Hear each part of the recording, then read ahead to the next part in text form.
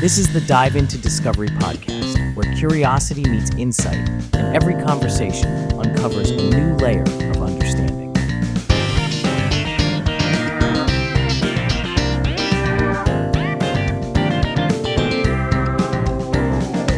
Welcome back, everyone. We're about to embark on a deep dive into one of archaeology's most enduring mysteries, the Nazca Lines.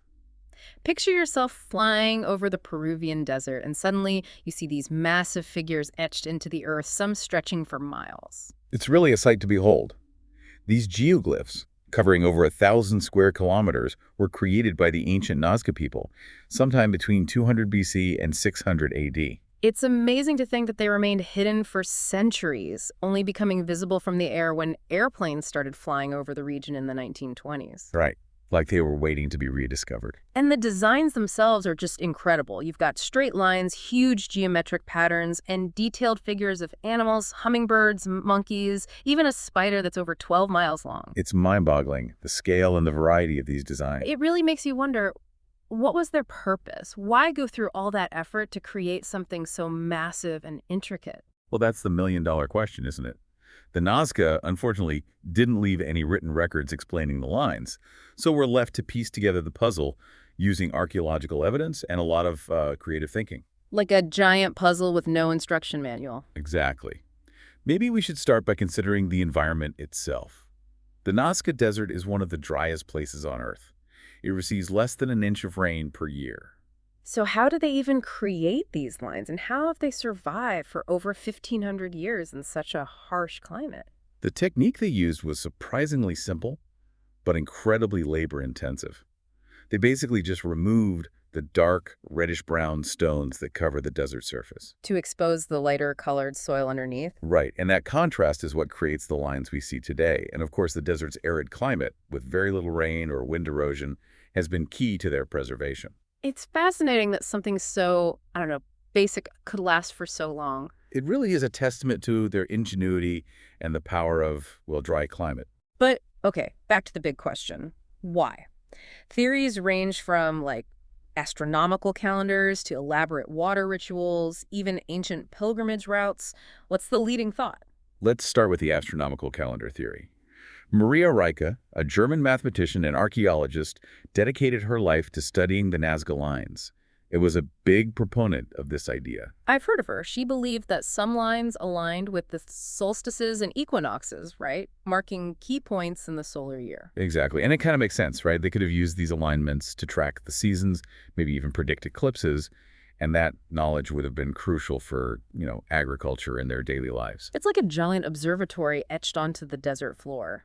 That's a great way to put it. Sure. Rieke even suggested that certain figures might represent constellations. Oh, right. Like how some people see shapes in the clouds, except these shapes are etched into the earth.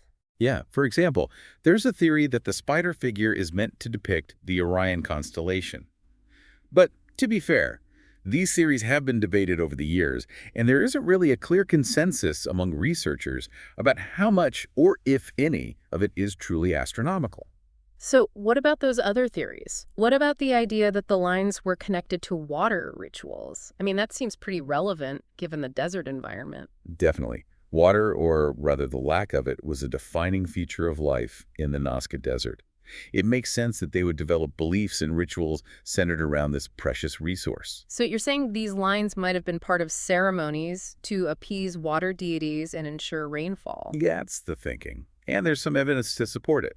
For example, archaeologists have found offerings of pottery and shells near some of the lines. Oh, interesting. Like they were making offerings to the gods? Possibly. Also, some of the figures, like the hummingbird and the monkey, are associated with water in Nazca iconography. So it's like they were trying to create this tangible link between the earthly and the spiritual realms. Almost like, a giant prayer for rain etched into the earth. It's a powerful image. Yeah. But what about those figures that don't seem directly related to water? Like the spider or the condor. Could there be other explanations for those? Right. Those don't really scream water to me. Well, there are theories that suggest some lines served as pilgrimage routes. They might have guided people through this sacred landscape, Like a spiritual journey. Exactly. Yeah. Imagine walking for miles across this desolate terrain following these massive figures etched into the earth. It must have been a pretty intense, almost trance-inducing experience. And wouldn't the sheer scale of the designs just enhance that experience? Maybe that was part of the intention, to create something so vast and awe-inspiring that it would have a profound impact on the people who interacted with it. That's a good point.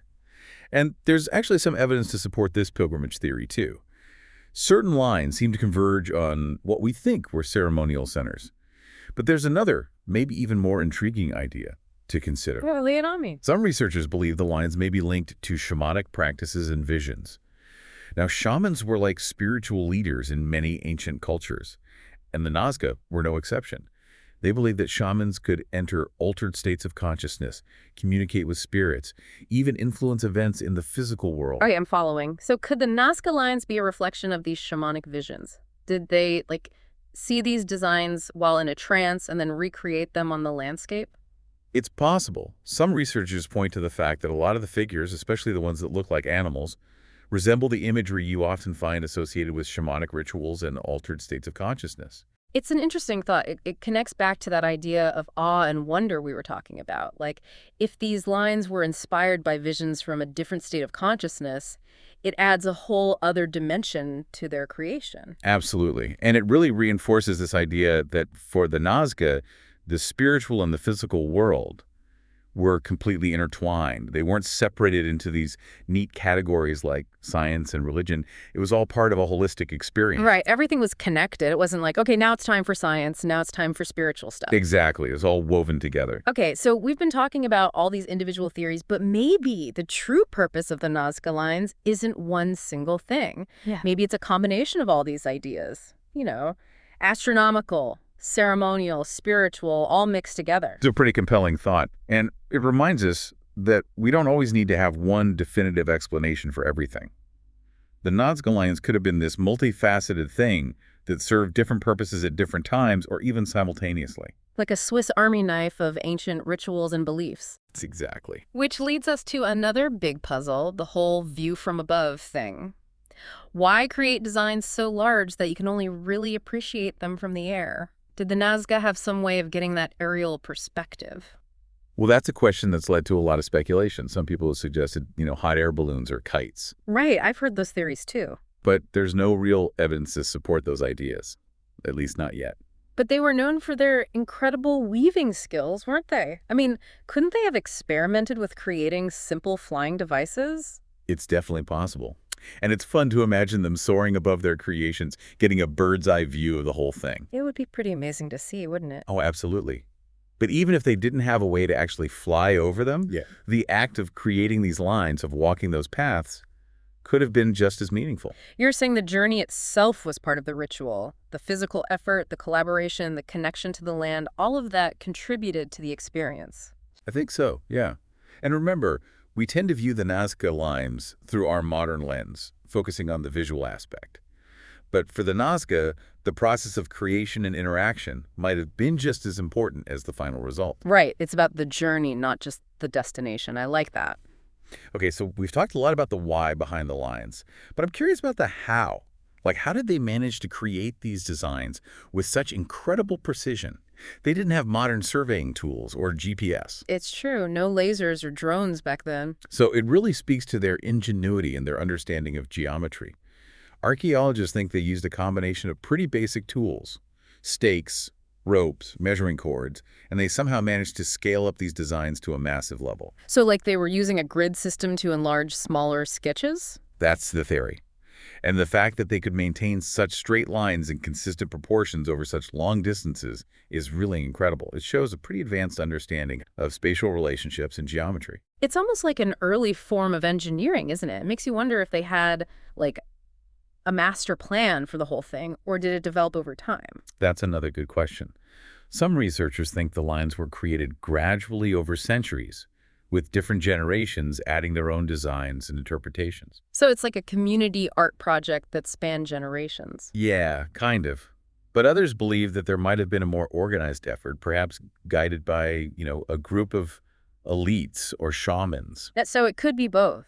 Like a long-term project with input from various groups and individuals, all contributing to this ever-evolving complex creation. It's definitely possible. It's amazing to think that something created so long ago can still hold so much mystery and intrigue for us today. And what's even more exciting is that the Nazca Lines aren't just a relic of the past.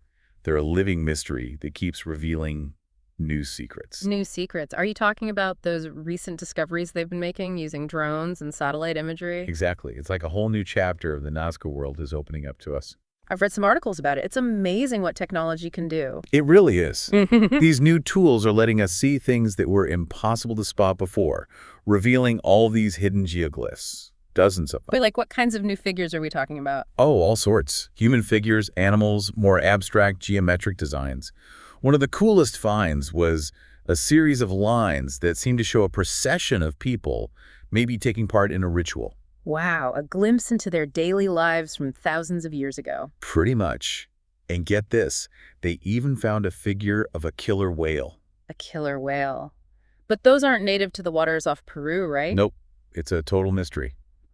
Were the Nazca people traveling far and wide, or were they incorporating imagery from other cultures? We just don't know yet. It definitely makes you rethink what we thought we knew about them. Maybe there were trade routes or cultural exchanges that we haven't even discovered yet. That's what's so cool about archaeology. There are always new discoveries waiting to be made. It makes you wonder what else is still out there hidden beneath the desert sands. It really does. And it reminds us that we should always be open to new possibilities, to realizing that our understanding of the Nazca Lines, of history in general, is constantly evolving. It's a good reminder. So, after looking at all these theories and the evidence, what can we definitively say about the Nazca Lines? Well, that's the thing about archaeology, right? We're always working with incomplete data. We're piecing together a puzzle with missing pieces. So, we may never have all the answers. Probably not. But that's part of the allure, isn't it? That sense of mystery keeps us asking questions, searching for new insights. It's what keeps it fascinating. Why do you think we're so drawn to these ancient mysteries? I don't know. Maybe it's that desire to understand our past, to connect with the people who came before us. Maybe it's a way to make sense of our place in the world, to see how we fit into the grand scheme of things. Possibly. And maybe it's just pure curiosity, that wonder about the unknown. A little bit of all of it. Well, as we wrap up this deep dive, what would you say to someone who's interested in learning more about the Nazca Lines? Just keep exploring. Read about the different theories. Look at images of the lines. Even better, try to see them in person if you get the chance. Let them spark your own imagination. Who knows, maybe you'll be the one to unlock the next piece of this ancient puzzle. Now, wouldn't that be something?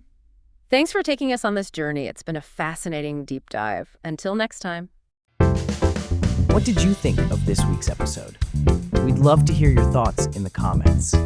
Don't forget to join us next time as we dive even deeper. And as always, stay curious, because you never know what discoveries are just around the corner.